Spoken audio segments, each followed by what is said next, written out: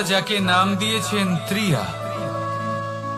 কেন দিয়েছেন, কে দিয়েছেন, কেউ তা জানে না।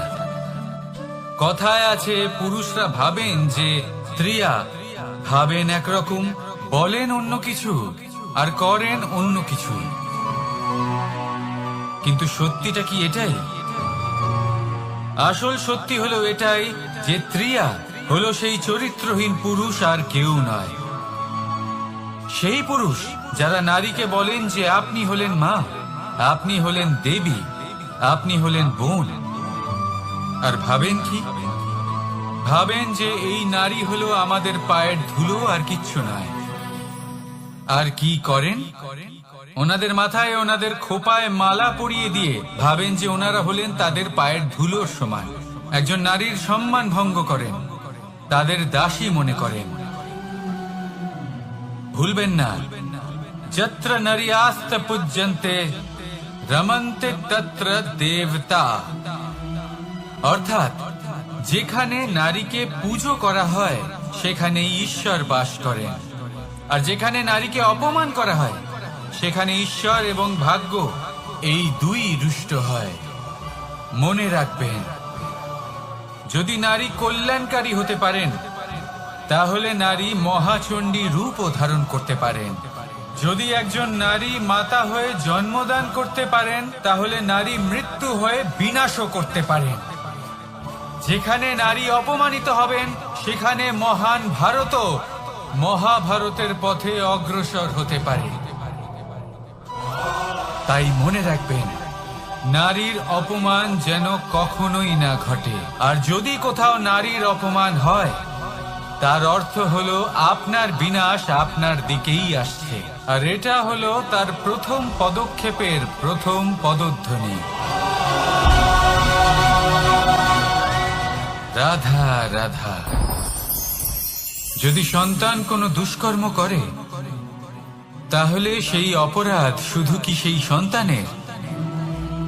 না, যদি সন্তান দুষ্কর্ম করে তাহলে অপরাধী তার মাতা পিতাও, যারা পুত্রমোহর কারণে সেই অনুচিত কাজে তাকে বাধা দেননি। অপরাধী হলেন তার পিতামহ, যিনি নিজের কর্তব্যবোধের কারণে নিজের পরিবারের যত্ন নেননি, যিনি সন্তানকে কখনো শাস্তি দেননি। অপরাধী হলেন তার সেই গুরুও, যিনি নিজের শিষ্যের সেই দুষ্কর্ম দেখেও তাকে প্রতিহত করতে পারেননি। একজন হবু রাজার কর্তব্য হলো নিজের প্রজার কাছে সে যেন এক উদাহরণ প্রস্তুত করতে পারে। কিন্তু যদি এত অনুচিত উদাহরণ প্রস্তুত হয়ে থাকে তাহলে মা বাবার, বাড়ির বয়োজ্যেষ্ঠদের কর্তব্য হলো ওনারা যেন সেটা সেখানেই থামান, হয় ভালোবেসে নয়তো শাস্তি দিয়ে। যদি না থামানো হয় তাহলে মহাভারত অবশ্যম্ভাবী। বিজয়, বিজয় লাভের জন্য মানুষ কি না করে থাকে, যে কোনো সম্ভাব্য প্রচেষ্টা করে। কিন্তু নিজের বিজয় লাভের জন্য বাজিতে যা ইচ্ছে তাই রেখে দেওয়া কি উচিত কাজ? কখনোই নয়। নিজের হারানো সম্মান, নিজের হারানো সম্পত্তি, নিজের হারানো অধিকার ফিরে পাওয়ার শুধু একটাই পথ রয়েছে, আর তা হলো পুরুষার্থ, দ্রুতক্রিয়া নয়। যে মানুষ নিজেই হেরে গেছে, নিজেই নিজের জয়লাভ করার জন্য অন্য কাউকে কিভাবে বাজিতে রাখতে পারে? এ হলো সম্পূর্ণরূপে অনুচিত। অনেক সময় অনেক ধন লাভ করার জন্য, অনেক সম্পত্তি লাভ করার জন্য আমরা নিজের আসল ধন, আমাদের আপনজন, তাদেরকে হারিয়ে ফেলতেও প্রস্তুত হয়ে যাই। এটা একেবারেই উচিত নয়। যত বড়ই সংকট আসুক না কেন, আমাদের আপনজনদের আমাদের সাথেই রাখা উচিত। নিজের বিজয়ের জন্য ওনাদের বাজি রাখা ঠিক নয়। এই ভুল কেউ একজন করেছেন, আপনি তা ভুলেও করবেন না। রাধা রাধা। নারী জন্মসূত্রে কারোর কন্যা, ধর্মসূত্রে কারোর পত্নী, আর কর্মসূত্রে কারোর মা। আমাদের মনে এই ছবি আঁকা রয়েছে একজন নারীকে নিয়ে, তাই না? একটা অতুলনীয় ভূমিকা রয়েছে নারীদের আমাদের জীবনে, আর নারী ছাড়া আমরা কিছুই নই। কিন্তু অধিকার, সেখানে আমরা একটা ভুল করে বসি। যখন নারী একজন কন্যা থাকে, যখন সে জন্ম নেয়, তখন তার উপর অধিকার থাকে তার পিতা। আর তারপর যখন বিয়ে হয়ে যায়, তখন তার অস্তিত্বের উপর অধিকার থাকে তার স্বামী। আর যখন তিনি মা হন, তখন নিজেই তিনি জীবনের সমস্ত অধিকার দিয়ে দেন তার সন্তানকে। কিন্তু আমরা কি কখনো এটা ভেবেছি এই জীবন হলো তার নিজের? যে নারী সবার কল্যাণ করছেন, তার জীবনের অধিকারও তার কাছেই থাকা উচিত, তাই না? তার নিজের জীবনের সিদ্ধান্ত সে নিজেই নিতে পারেন, নিজেই নিজের ভাগ্যের রচয়িতা হতে পারেন। আর এর জন্য আমাদের নিজেদের পাল্টাতে হবে, দৃষ্টিভঙ্গি পাল্টাতে হবে। কারণ এই ধারণা সেটা আজ বা কালকের ব্যাপার নয়, এটা ঘটে চলেছে বহু বছর ধরে, আর চলতেই থাকবে যদি আমরা এটা না বদলাই। আর এটা তখনই সম্ভব হবে যখন আমরা নিজেদের মধ্যে পরিবর্তন আনব। তাই আজকের পর থেকে, এই মুহূর্ত থেকে, কোনো নারীর ওপর অকারণ অধিকার স্থাপনের আগে সহস্রবার ভেবে দেখবেন। কারণ যখন নারী নিজের অধিকার কেড়ে নিতে বাধ্য হবেন, তখন শুধু এবং শুধুমাত্র বিনাশই ঘটবে। রাধা রাধা। অনেক ব্যক্তির মনে একটা প্রশ্ন জাগে আমাকে আর রাধাকে নিয়ে। বলেন যে, না আমি আর রাধা একসাথে থাকি, না আমাদের বিয়ে হয়েছে। আমি এখানে দ্বারকাতে, ও ওখানে বর্ষনাতে, তাও এত ভালোবাসা কি করে? এ কেমন সম্পর্ক? আমি তাদের একটা সহজ কথা বলতে চাই। আপনি কখনো আয়নার দিকে দেখেছেন? নিজের দুই চোখের দিকে তাকিয়ে জিজ্ঞাসা করুন, এই দুই চোখ একসাথে কেন বন্ধ হয়? একসাথে কেন খোলে? একসাথে কেন ঘুমোয়? একসাথে কেন কাঁদে? আজীবন কোনো এক মানুষের সাথে সম্পর্ক রাখা অবশ্যই সম্ভব, তাদের সাথে দেখা না করে। আমার আর রাধার ভালোবাসাও কিছুটা এরকমই, আর কিছুটা এরকমই হয় ভালোবাসা দুই নয়নের মতো, যারা কখনোই মিলিত হবে না, কিন্তু চিরকালের জন্য একসাথে জুড়ে থাকবে। এই অনুভূতি নিঃস্বার্থ হয়, আর এই নিঃস্বার্থ ভালোবাসা আপনাকে আনন্দের পথে অগ্রসর করে। জীবনে সবসময় নিঃস্বার্থভাবে ভালোবাসুন, শুধুমাত্র আনন্দই পাবেন। তাহলে আসুন আমার সাথে নিঃস্বার্থভাবে ভালোবেসে বলুন, রাধা রাধা। মানুষ, কোন ব্যক্তির নির্মাণ হয় কিভাবে?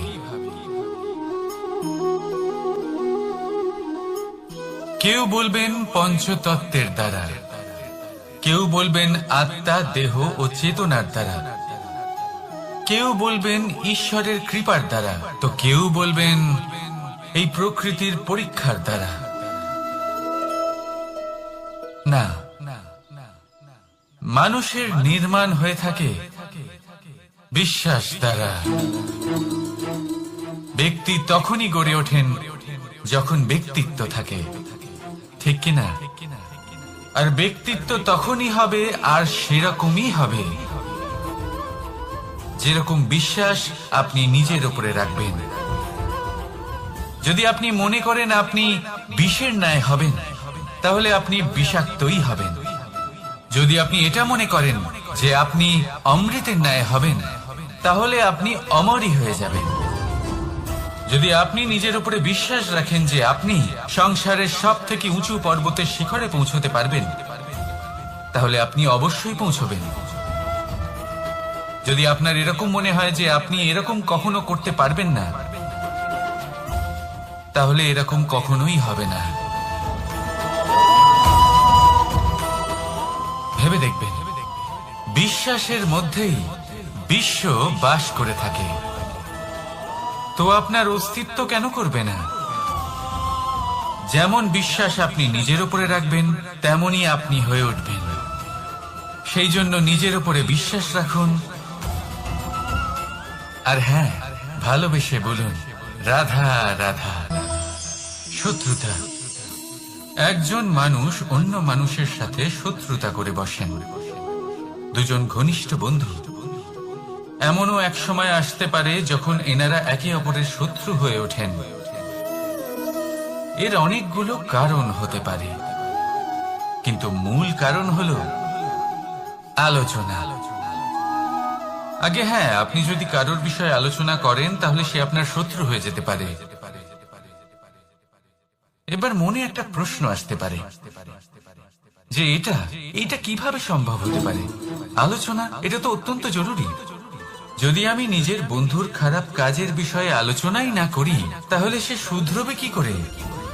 এ কথা সত্যি যে আলোচনা আবশ্যক, কিন্তু তার থেকেও বেশি গুরুত্বপূর্ণ এবং আবশ্যক হলো আপনার এই সিদ্ধান্ত এটাই যে আপনার এই আলোচনা কোন স্থানে করবেন। যদি এটা সবার সামনে করবেন ভাবেন, তাহলে তা অপমানও হয়ে যেতে পারে। যদি এটা আলাদাভাবে করেন তাহলে তা পরামর্শ হয়ে যায়। অপমান কেউ স্বীকার করতে পারেন না, কিন্তু পরামর্শ সকলের ভালো লাগে। তাহলে যদি আপন কারোর জন্য ভালো কিছু চান, কাউকে শুধরে দিতে চান, আর আপনার মনে হয় আলোচনা আবশ্যক, তাহলে সর্বপ্রথম সময়, পরিস্থিতি আর স্থানের কথা মনে রাখবেন। নয়তো এই আলোচনা আপনাকে খুব ভোগাতে পারে। তাহলে আসুন আমার সাথে ভালোবেসে বলুন রাধা রাধা। আপনার জীবনেও কি সমস্যা রয়েছে? অবশ্যই থাকবে। প্রত্যেকের জীবনেই সমস্যা থাকে। প্রত্যেক মানুষ জিজ্ঞাসাও করেন যে এই সমস্যা আসলে কি আর কেন আসে জীবনে। আপনাকে একটা কথা বলে দিই যে সমস্যা আসলে সেটা নয় যা আপনার পথে বাধা সৃষ্টি করে, বরং সমস্যা হলো সেটাই যেটা আপনি তখন দেখতে পান যখন আপনার একাগ্রতা আপনার পথ থেকে, আপনার লক্ষ্য থেকে সরে যেতে থাকে। আর এই সমস্যাগুলি দূর করার জন্য, এর সমাধান করার জন্য একটাই পথ আছে। নিজের সমস্ত ভাবনা আরো একবার একাগ্র করুন নিজের পথের দিকে, নিজের লক্ষ্যের দিকে। আপনার সমস্ত ভাবনা যদি কেন্দ্রীভূত হয় নিজের লক্ষ্যে, তাহলে এই সমস্যা দূরে থাকবে। যদি এরকম না হয়, যদি আপনার মন একটু অন্যদিকে চলে যায়, তাহলে এই সমস্ত সমস্যা আবার সামনে চলে আসে আর বাড়তেও থাকে। দেখুন, যেখানে আপনার লক্ষ্য রয়েছে, বাণ যদি সেখানেই চালাতে হয়, তাহলে দৃষ্টি তো সেদিকেই রাখতে হবে। তবেই তো আপনি সেই লক্ষ্য ভেদ করতে পারবেন। সেই জন্য মনে রাখবেন, সর্বদা লক্ষ্য রাখবেন নিজের পথে, সেই পথেই সামনে এগোতে থাকুন নিজের লক্ষ্যের দিকে। আপনি যত সামনে এগোতে থাকবেন এই সমস্যা তত পিছিয়ে যাবে। তাহলে আসুন আমার সাথে ভালোবেসে বলুন রাধা রাধা। এই পাখিরা সত্যি খুব সুন্দর, আমার খুব ভালো লাগে। আপনি নিশ্চয়ই শুনে থাকবেন যে কিছু পাখির কাছে ডানা অবশ্যই থাকে, কিন্তু উড়তে পারে না। তারা চায় উঁচু আকাশে উড়ে বেড়াতে এবং মেঘেদের সাথে কথা বলতে, করতেই পারে না। এবার এই সংসারেও পাওয়া যায় ঘুড়িও। এদের মধ্যে না জীবন আছে, না প্রাণ আছে, আর না আছে ডানা, কিন্তু এরা আকাশের সাথে কথা বলে, হাওয়ার বেগের সাথে কথা বলে, আনন্দ করে, উৎফুল্ল হয়ে ওঠে, আকাশে জীবনের কিছু মুহূর্ত কাটায়। তার কারণ কি হতে পারে? কারণ হলো সুতো। এই সুতো যদি সঠিক হাতে থাকে, তাহলে এই কাগজের তৈরি ঘুড়িও আকাশের উচ্চতায় উড়ে বেড়াতে পারে। এবার এই সুতো আসলে কি? এই সুতো হলো আসলে ভালোবাসা। এই সুতো হলো আসলে বিশ্বাসের। আর এটা আপনি দিয়ে থাকেন তাদের হাতে যাদের আপনি বিশ্বাস করেন, যাদের আপনি নিজের সর্বস্ব দিয়ে দেন। ভেবে দেখুন, এই ভালোবাসা আর বিশ্বাসের সুতো আপনি যদি সঠিক মানুষের হাতে দিয়ে দেন, তাহলে আপনি অনেক উচ্চতায় উঠতে পারবেন,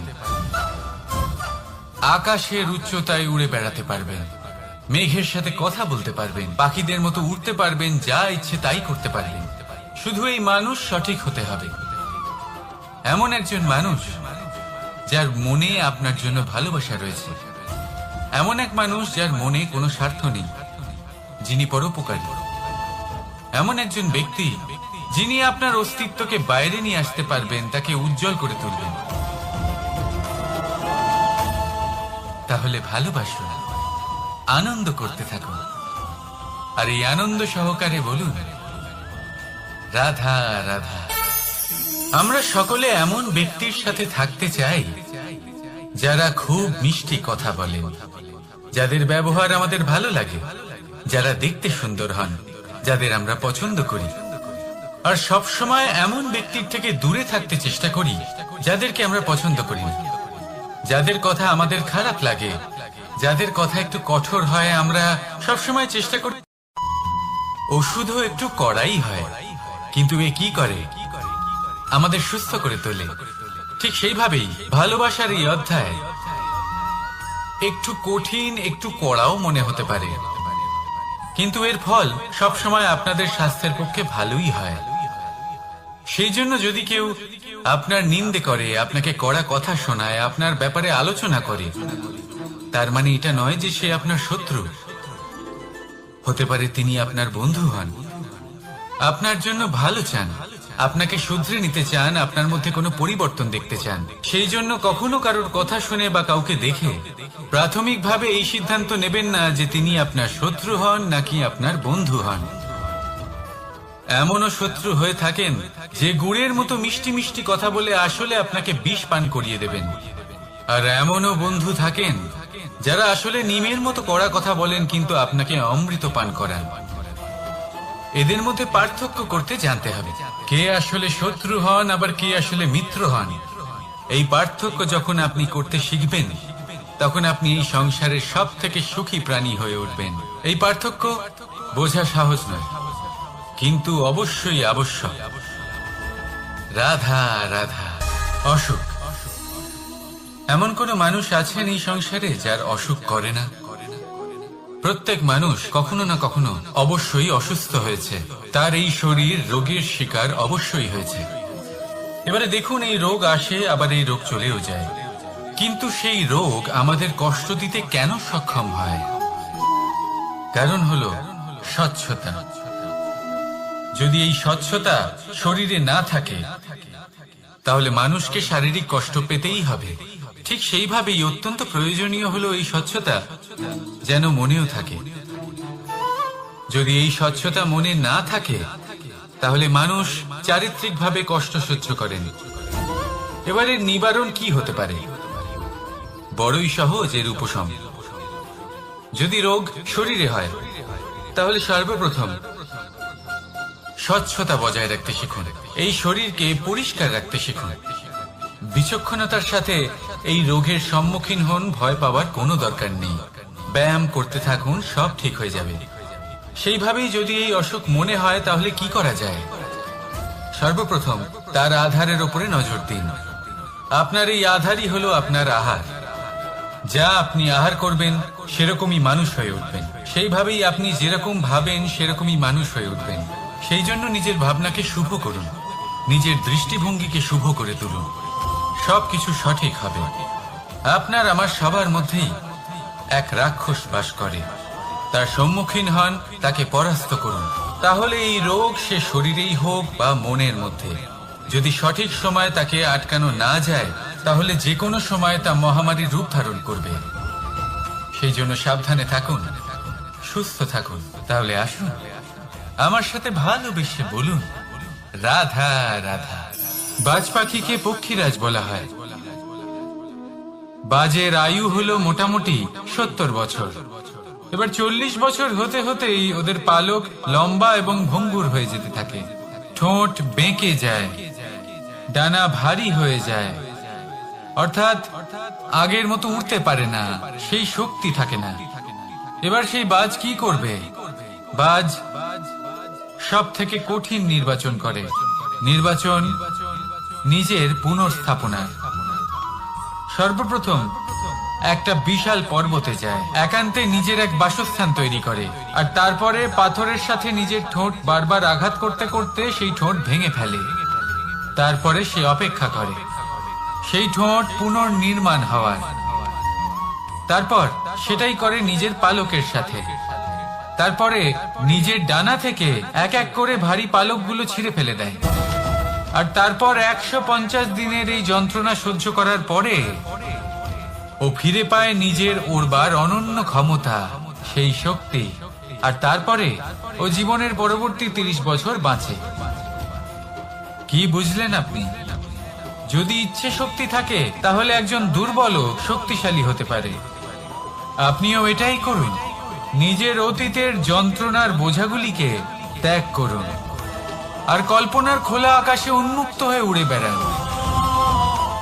নিজের পুনর্স্থাপনা করুন, তবেই সর্বশ্রেষ্ঠ হতে পারবেন। আর মনে রাখবেন, এই ছোট ছোট পদক্ষেপই বড় বড় শিখরে পৌঁছে দিতে পারে। তাহলে আসুন আর আমার সাথে ভালোবেসে বলুন, রাধা রাধা। আপনি কি কখনো জলকে নিজের মুঠোতে ধরে রাখার চেষ্টা করেছেন? চলুন আজ করা যাক।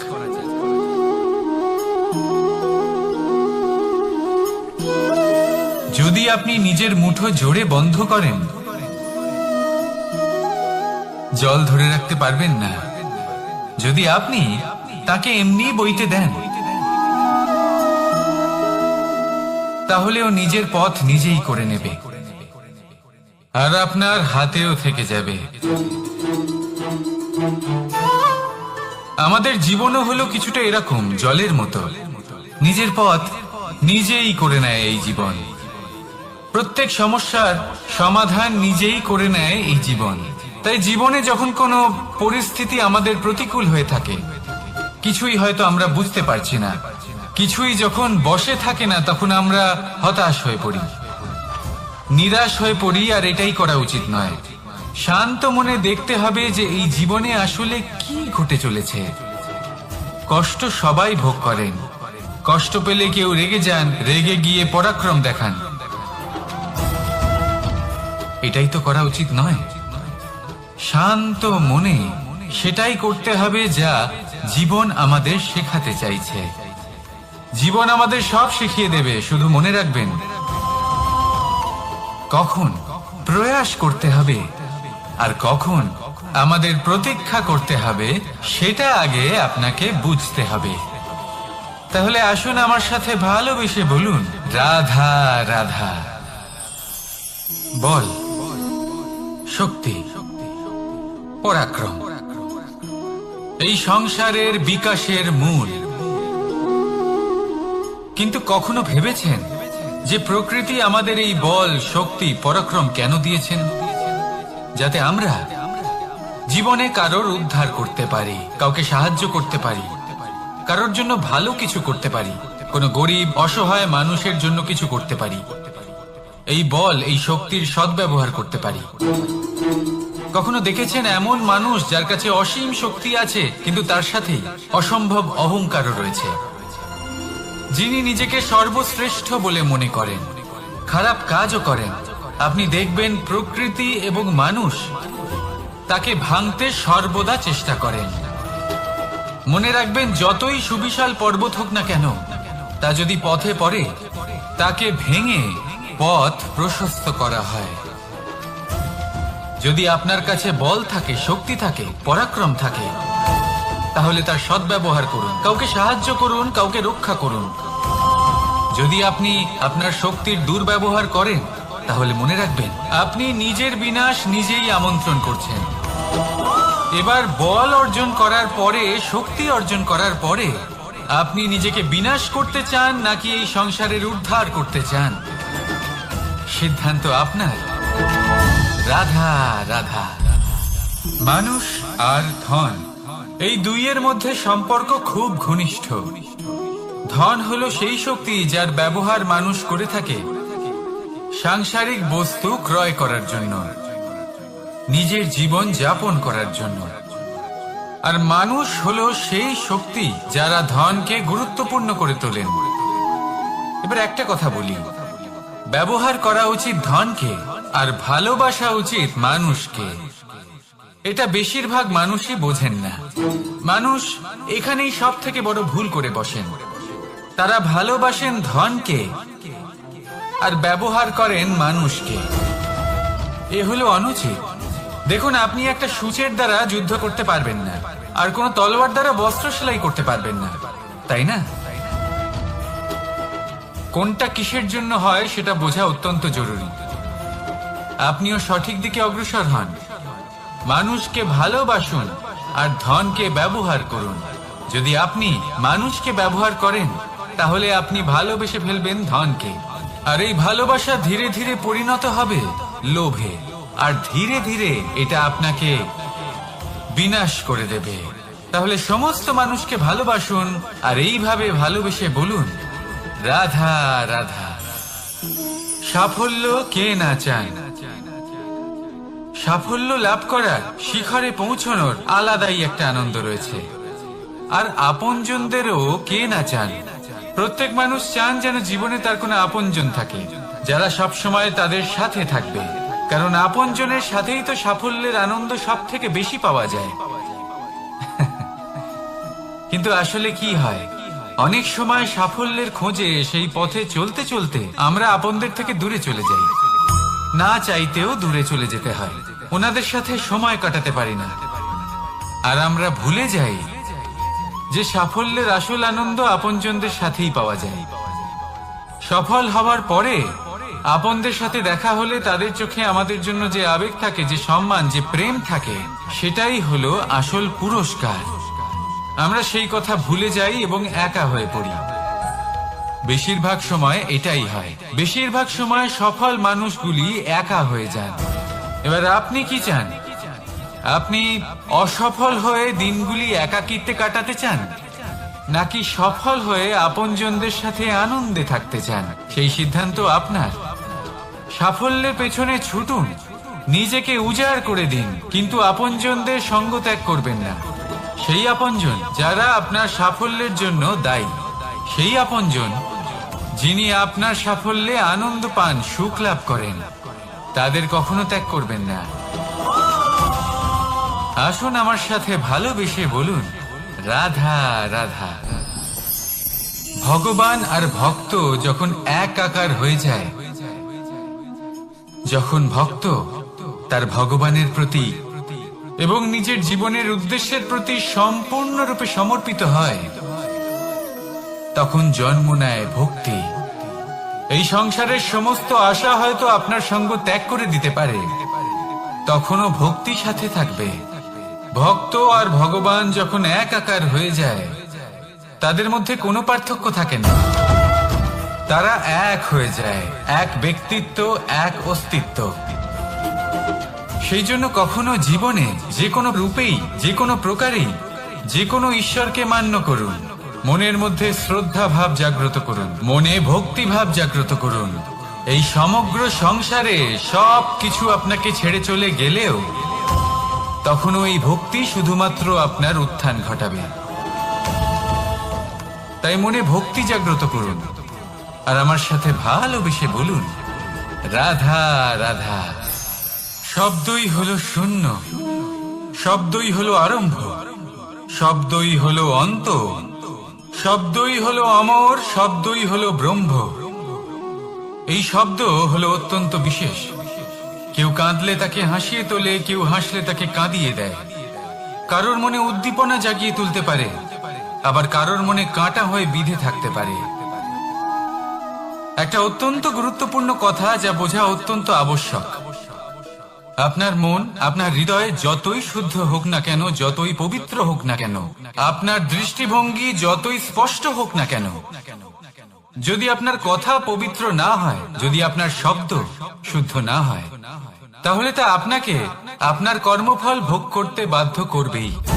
একটা সহজ উদাহরণ দিই। আপনার জীবনে এমন কেউ অবশ্যই থাকবেন যাকে আপনি পছন্দ করেন না, যিনি হয়তো অধর্মী মানুষ, যিনি হয়তো দুর্বুদ্ধি সম্পন্ন মানুষ, কিন্তু তার জন্য অপশব্দ প্রয়োগ করলে তার মধ্যে কোনো পরিবর্তন আসবে না, তার মানসিকতা বদলাবে না, শুধু মনে প্রতিশোধ স্পৃহা জেগে উঠবে, মনে হিংসা জাগবে, আর কিচ্ছু নয়।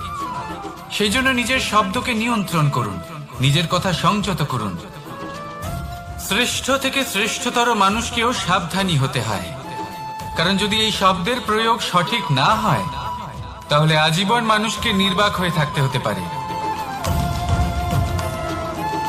তাহলে নিজের শব্দ নিয়ন্ত্রিত রাখুন, নিজের কথাকে শুভ করুন, এতে প্রেমবোধ জাগিয়ে তুলুন, আর সেই প্রেমবোধ নিয়েই বলুন রাধা রাধা।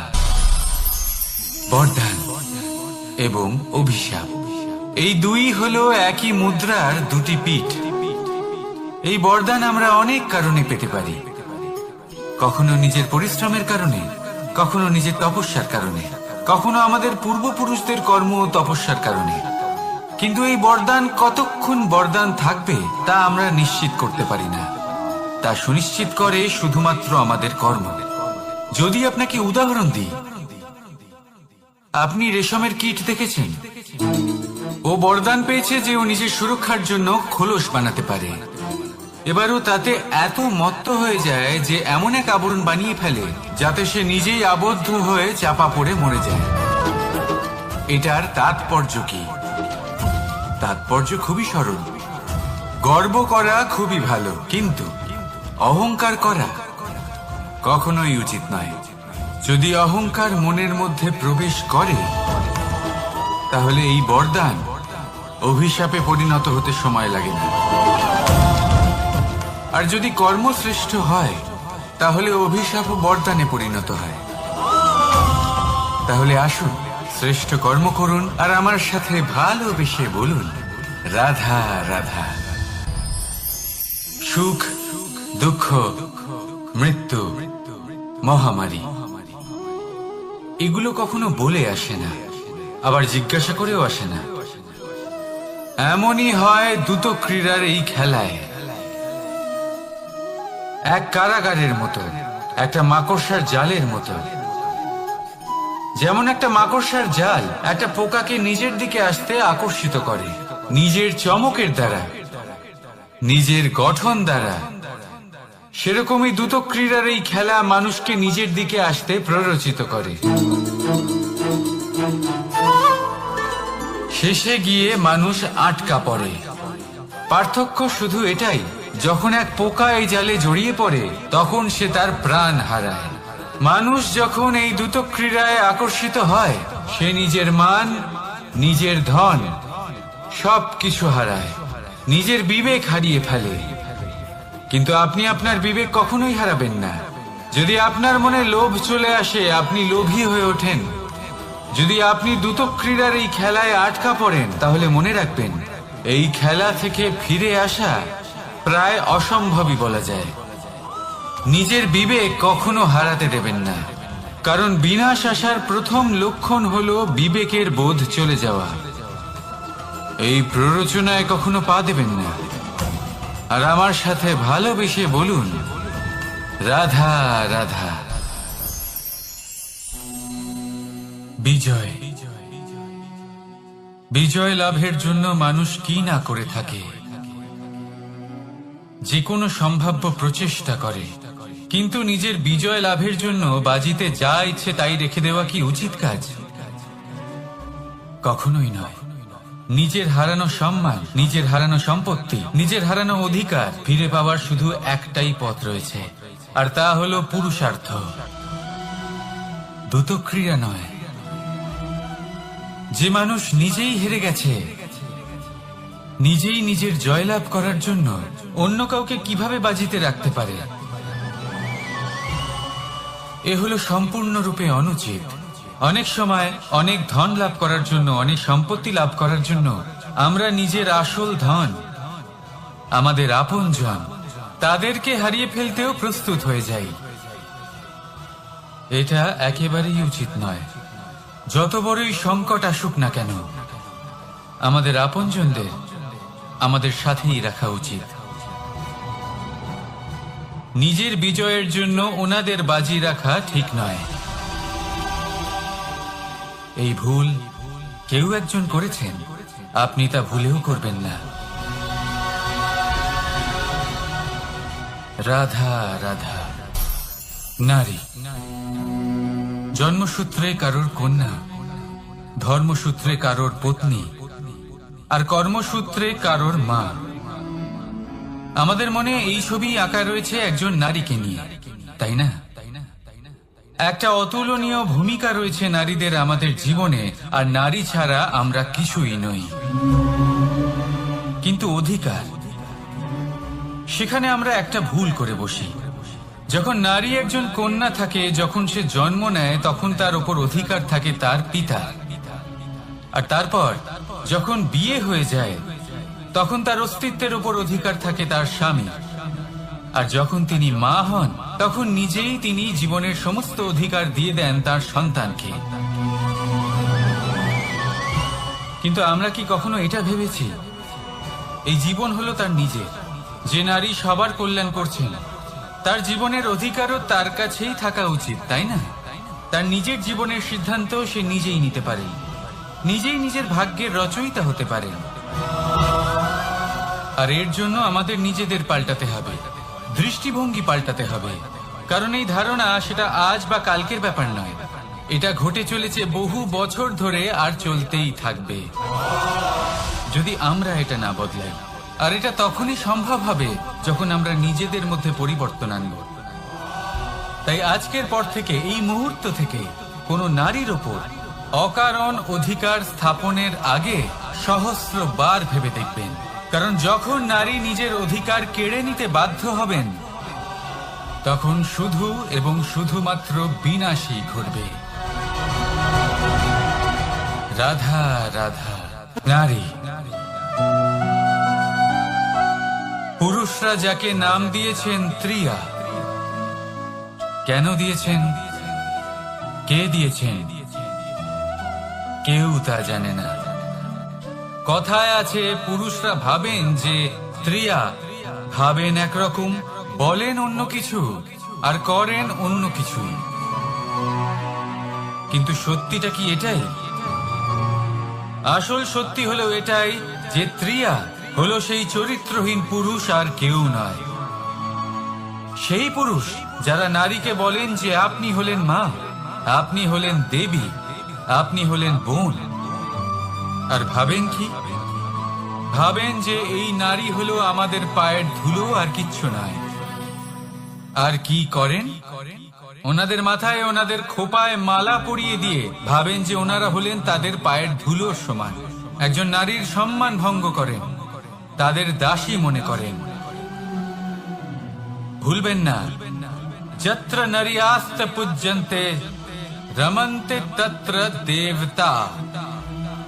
অর্থাৎ যেখানে নারীকে পুজো করা হয়, সেখানে ঈশ্বর বাস করেন। আর যেখানে নারীকে অপমান করা হয়, সেখানে ঈশ্বর এবং ভাগ্য এই দুই রুষ্ট হয়। মনে রাখবেন, যদি নারী কল্যাণকারী হতে পারেন, তাহলে নারী মহাচণ্ডী রূপও ধারণ করতে পারেন। যদি একজন নারী মাতা হয়ে জন্মদান করতে পারেন, তাহলে নারী মৃত্যু হয়ে বিনাশও করতে পারেন। যেখানে নারী অপমানিত হবেন, সেখানে মহান ভারতও মহাভারতের পথে অগ্রসর হতে পারে। তাই মনে রাখবেন, নারীর অপমান যেন কখনোই না ঘটে। আর যদি কোথাও নারীর অপমান হয়, তার অর্থ হলো আপনার বিনাশ আপনার দিকেই আসছে। আর এটা হলো তার প্রথম পদক্ষেপের প্রথম পদধ্বনি।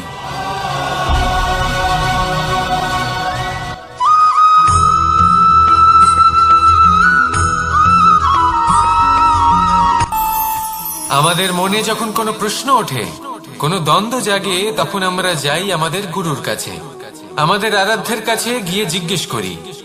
এইভাবেই একদিন আমি পৌঁছলাম আমার আরাধ্যের কাছে, আমার মহাদেবের কাছে। আর ওনাকে প্রশ্ন করলাম যে মহাদেব, জীবনে আনন্দ পাওয়ার, উৎসব পালনের, প্রেম ভাগ করে নেবার জীবনকে উপভোগ করে নেওয়ার সর্বশ্রেষ্ঠ সময় কোনটা? মহাদেব হাসলেন আর উনি বললেন, জীবনে উৎসব পালনের সব থেকে শ্রেষ্ঠ দিন হল মৃত্যুর ঠিক আগের দিনটা। প্রেম ভাগ করে নেওয়ার সব থেকে শ্রেষ্ঠ মুহূর্ত হল মৃত্যুর ঠিক আগের মুহূর্ত। জীবনকে উপভোগ করে নেওয়ার সর্বশ্রেষ্ঠ প্রহর হল মৃত্যুর এক প্রহর পূর্বে। তখন আমি চমকে গেলাম। আমি বললাম, কিন্তু মহাদেব, মৃত্যু তো অনিশ্চিত, আমরা জানিও না কবে আমাদের মৃত্যু হবে। মহাদেব আবার হাসলেন। উনি বললেন যে যদি আমরা এভাবে জীবন কাটাই যে আমরা জীবনের প্রত্যেক দিন, প্রত্যেক মুহূর্ত, প্রত্যেক প্রহর শেষ বলে মনে করি, তাহলে আমাদের সমস্ত জীবন আনন্দের সাথেই অতিবাহিত হবে। কি বলেন?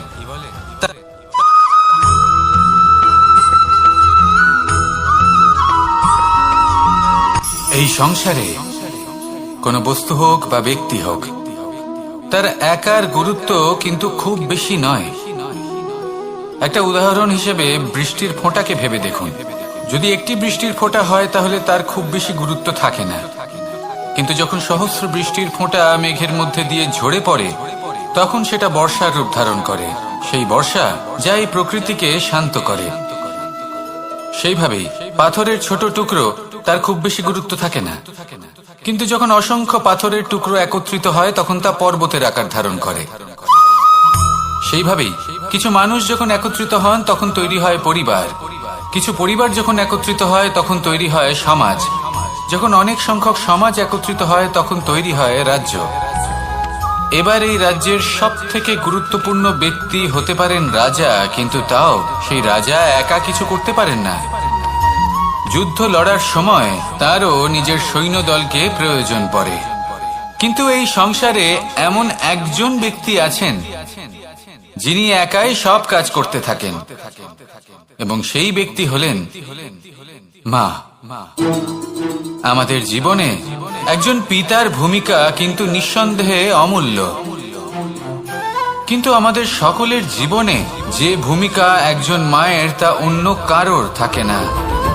একজন মা একাই সন্তানকে বড় করতে পারেন, সংস্কারী করে তুলতে পারেন, তার জন্য পরিশ্রম করেন।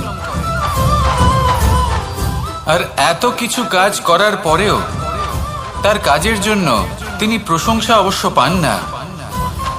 উল্টে যদি সেই সন্তান অনুচিত পথে চালিত হয়, অনুচিত কর্ম করে, তখন সেই মাকেই অপবাদের পাত্র হয়ে উঠতে হয়। আমাদের জীবনে মায়ের যোগদান কতটা সেটা বুঝুন। আপনাকে বড় করে তোলার জন্য উনি কতটা পরিশ্রম করেছেন সেটা বুঝুন। আজ থেকে, এখন থেকে, এই মুহূর্ত থেকে মাকে সম্মান করতে শিখুন। যখন সময় পাবেন, যখন সুযোগ হবে, তখন তার প্রশংসা করুন, ওনারও ভালো লাগবে। আর মায়ের এই মমতার জন্য, তার এই ভূমিকার জন্য আসুন সবাই মিলে আমরা তাকে প্রণাম করি, আর সকলে মিলে ভালোবেসে বলি, রাধা রাধা।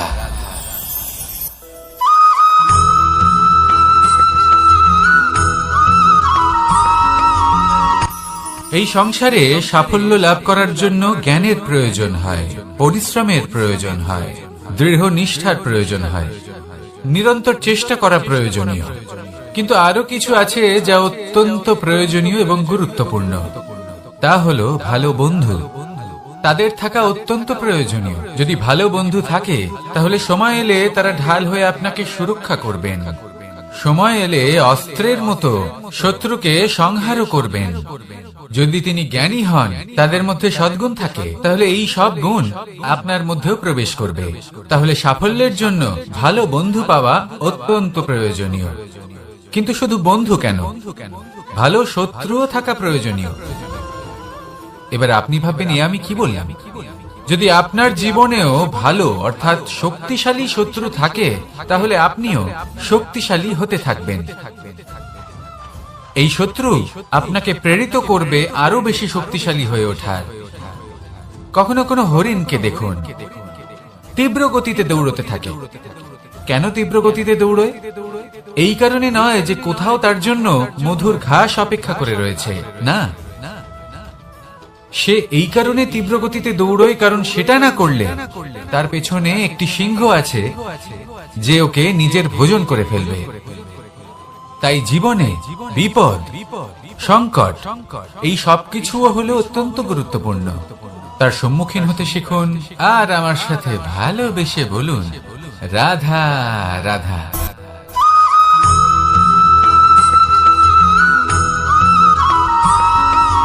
কথায় আছে, প্রত্যেক পুত্র তার পিতার প্রতিচ্ছবি হয়, আর সমস্ত প্রতিচ্ছবি চায় যেন সে তার অস্তিত্ব প্রাপ্ত করতে পারে। পুত্র চায় সে যেন তার পিতার মতো হয়, বা কখনো কখনো তার থেকেও শ্রেষ্ঠ হয়। সেটা কোনো অনুচিত ব্যাপার নয়। অনুচিত তখন হয় যখন পুত্র নিজের পিতার মতো হবার স্বপ্ন পূরণ করতে গিয়ে বা তার থেকেও শ্রেষ্ঠ হওয়ার স্বপ্ন পূরণে অনুচিত পথের আশ্রয় নেয়। কারণ তারপরে সে তার পিতার গুণগুলি আত্মসাৎ করতে চায় না। সে শুধুই এটা চায় যে সংসারের চোখে যেন আমি শ্রেষ্ঠ প্রমাণিত হই। এটা অনুচিত। সংসারে এমন অনেক মানুষ আছেন যারা এই কারণে শ্রেষ্ঠ হওয়ার চেষ্টা করেন যাতে তার পরিবারের তার পিতার সম্মান বৃদ্ধি পায়। এমনও মানুষ থাকেন, আর এটাই হলো পার্থক্য উদ্দেশ্যের। মনে রাখবেন, যদি আপনার উদ্দেশ্য শুভ হয় তাহলে পথও শুভ হবে, যদি আপনার উদ্দেশ্য অশুভ হয় তাহলে পথও অশুভ হবে। তাহলে নিজের পিতার মতো হবার চেষ্টা অবশ্যই করুন, তার থেকেও শ্রেষ্ঠ হওয়ার চেষ্টা অবশ্যই করুন, কিন্তু মনে রাখবেন আপনার সংকল্প আর আপনার উদ্দেশ্য এই দুই শুভ হওয়া উচিত। তাহলে আসুন আর আমার সাথে ভালোবেসে বলুন, রাধা রাধা।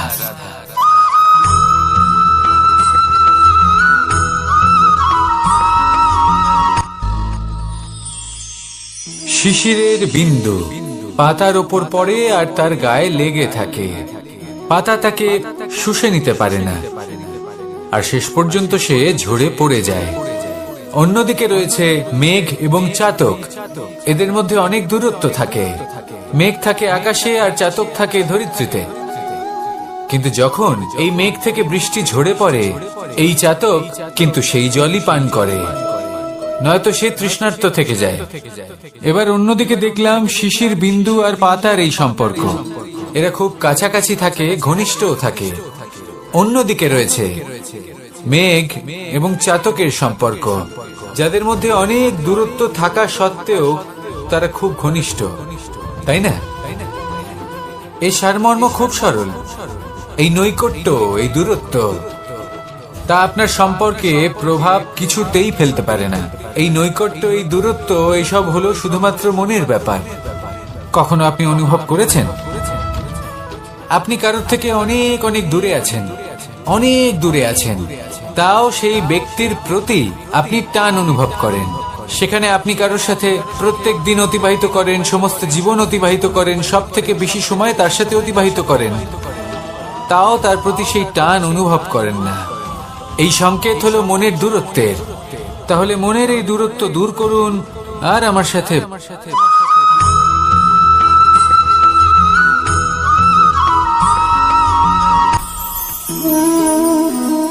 শক্তি এক অত্যন্ত বিচিত্র বস্তু, বা বলতে পারেন অনুভূতি। পিতা সবসময় চান যেন তিনি তার শক্তি পুত্রকে। আসুন আপনাকে সহজে বোঝাই। যদি আপনি সুপাত্র হন আর আপনাকে শক্তি দেওয়া হয়, তাহলে আপনি সেই শক্তির গুরুত্ব বুঝবেন, কোথায় সেই শক্তি প্রয়োগ করা উচিত সেটা বুঝবেন। আর এটা যেহেতু অর্জন করা শক্তি হবে, সেই শক্তির অপব্যবহার হবে না। কিন্তু যদি এই আপনি কুপাত্র হন আর যদি আপনাকে এই শক্তি দেওয়া হয়, তাহলে কি হবে? দেখতে গেলে এই শক্তি আপনি দান হিসেবে পেয়েছেন, তাই না আপনি এই শক্তির গুরুত্ব বুঝবেন আর না এর প্রয়োগ আপনি জানবেন। তার অপব্যবহার হওয়া সুনিশ্চিত। তাই যদি আপনি কোনো শক্তি অর্জন করতে চান, তাহলে আগে তার যোগ্য হয়ে উঠুন। পুত্র নয়, পাত্র হয়ে উঠুন। আর আমার সাথে ভালোবেসে বলুন, রাধা রাধা।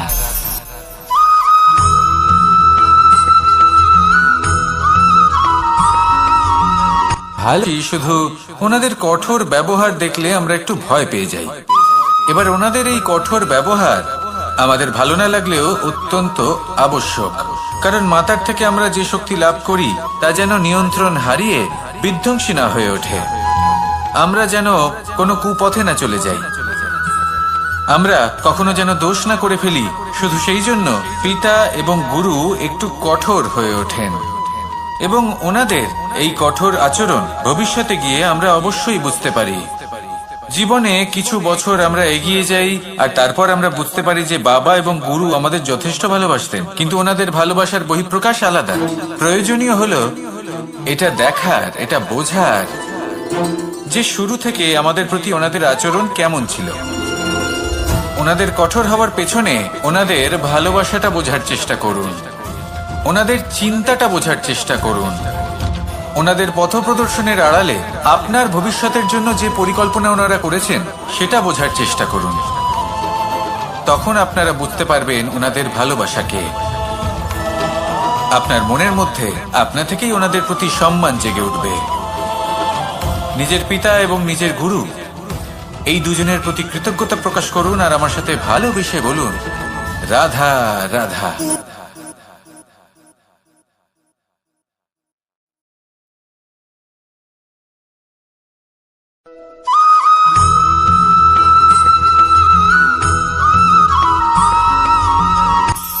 কখনো কোনো বাগানের কোনো বৃক্ষকে দেখেছেন যেখানে সুগন্ধি ফুল থাকে, রসালো ফল থাকে?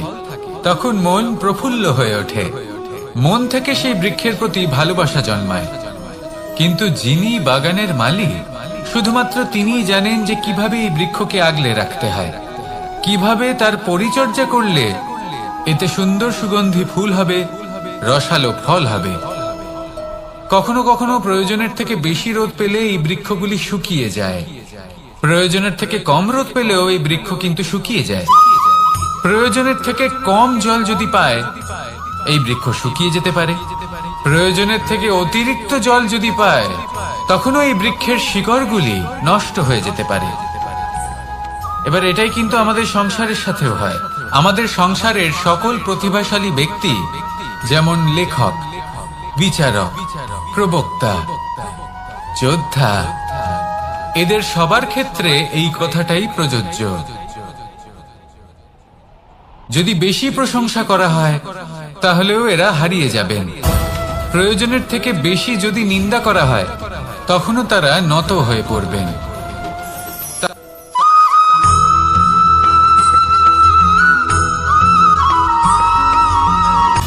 সময়, জীবন, কাল।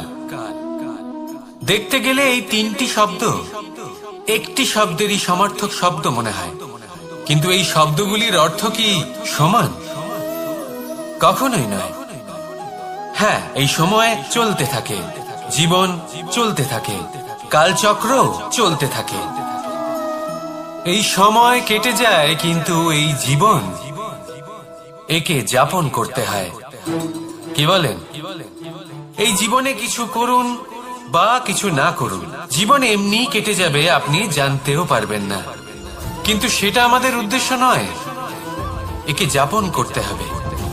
এই জীবনে প্রেরণা পেতে শিখুন, প্রেরণা দিতে শিখুন, আহ্বান গ্রহণ করতে শিখুন, আহ্বান জানাতে শিখুন, মহান কাজ করতে শিখুন, ধন্যাত্মক বোধ জাগিয়ে তুলুন। জীবন অতিবাহিত করার অর্থ কি তা আপনি শিখে যাবেন, কারণ সময় কেটে যায়, সমস্ত যুগ কেটে যায়, কিন্তু জীবনের রীতি জীবন কাটিয়ে দেওয়া নয়, জীবন যাপন করা।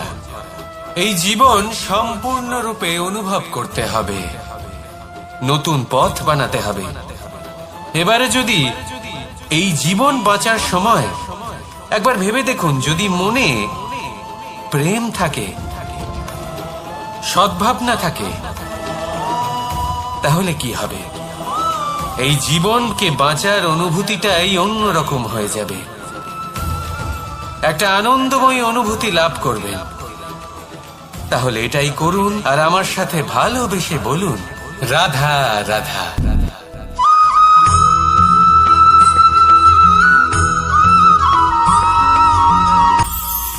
এটা হলো ধান গাছ।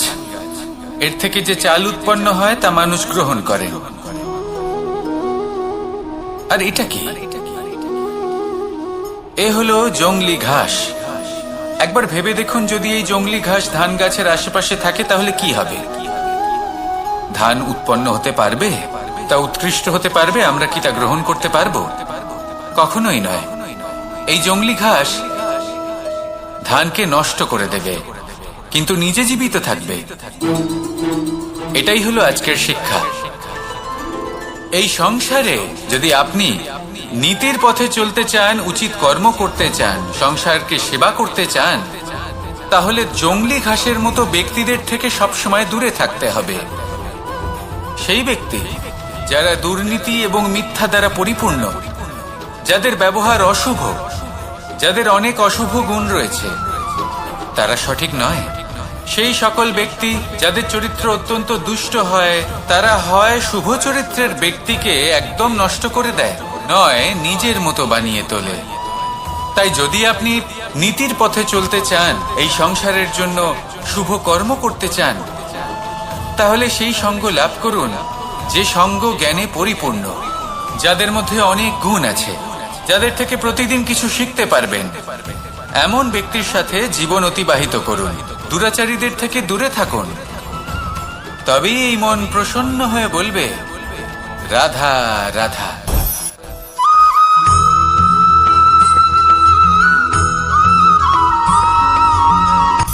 সূচের শেষে একটি ছিদ্র থাকে, যার দ্বারা আমরা এই সুতো পরাতে পারি। আর তারপর সূচের সাহায্যে এই সুতো দিয়ে বস্ত্র সেলাই করা যায়।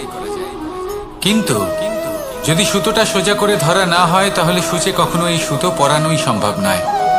যদি এতে কোনো গিঁট পড়ে, তখন তা কখনোই এই ছিদ্র দ্বারা প্রবেশ করা সম্ভব নয়। ঠিক এইভাবেই যদি আপনি কারোর জীবনে প্রবেশ করতে চান, কারোর অন্তরে প্রবেশ করতে চান, তাহলে আপনাকেও সহজ থাকতে হবে। এতে কোনো গিঁট থাকলে চলবে না, অর্থাৎ মনে যাতে কোনো মালিন্য না থাকে, যেন কোনো কুচিন্তা না থাকে। যদি এসব থাকে, তাহলে আপনি কখনো কারোর জীবনে প্রবেশ করতে পারবেন না। আর যদি কোনোভাবে আপনি প্রবেশ করেও যান, তাহলে তার মনে ঘর করতে পারবেন না। নিজেকে এই সুতোর মতন করে তুলুন, সহজ। মনে যেন কোনো কুচিন্তা না থাকে, সবার প্রতি যেন সদ্ভাবনা থাকে, শুভ চিন্তা থাকে। এমনটা করতে থাকুন। এমন একটা দিন আসবে যেদিন এই সমস্ত সংসারের ব্যক্তির মনে আপনি বাস করবেন। আর তখন এই মন প্রসন্ন হয়ে বলবে, রাধা রাধা।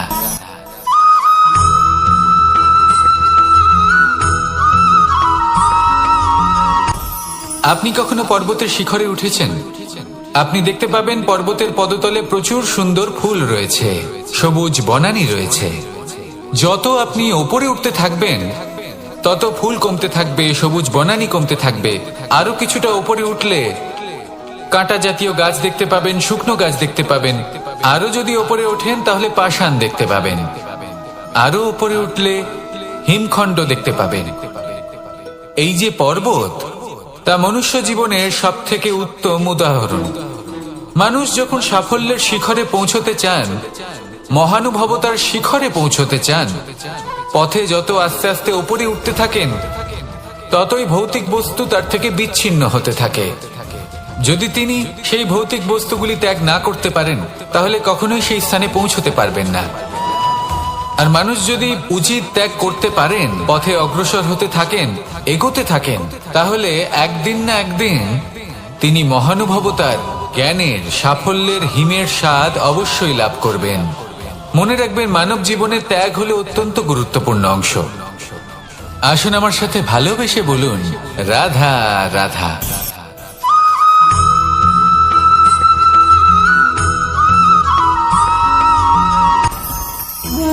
ভোজন।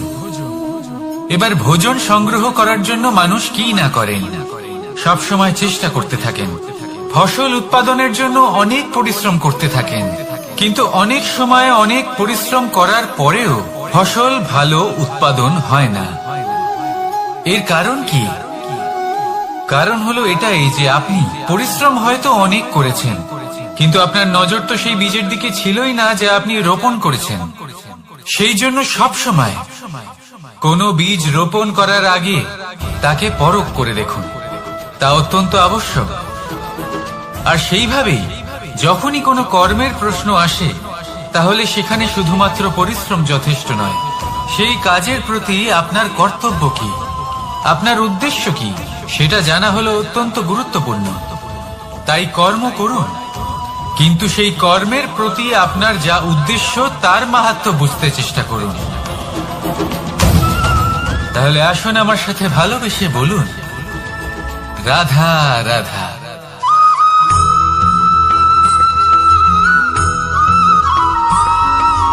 বসন্ত ঋতু, এই সময় মন আনন্দে ভরে থাকে। এমন মনে হয় যেন আমরা আকাশে বিচরণ করতে চলে যাই, কিন্তু সেটা তো সম্ভব নয়। সেই জন্য হয়তো আমরা ঘুড়ি ওড়াই, এই ঘুড়িকে নিজেদের প্রতিরূপ মনে করে। এবার অনেক মানুষ আছেন যারা ঘুড়ি ওড়ান, কিন্তু এই কর্মের সারমর্ম কি সেটা কজন বুঝতে পারেন? আপনি এটা মনে করুন যে আপনি হলেন সেই ঘুড়ি, আর এই সুতো যিনি ধরে রয়েছেন তিনি হলেন পরমাত্মা। আর এই সুতো যেখান থেকে শুরু হয়, সেই লাটাই হলো আমাদের কর্মচক্র।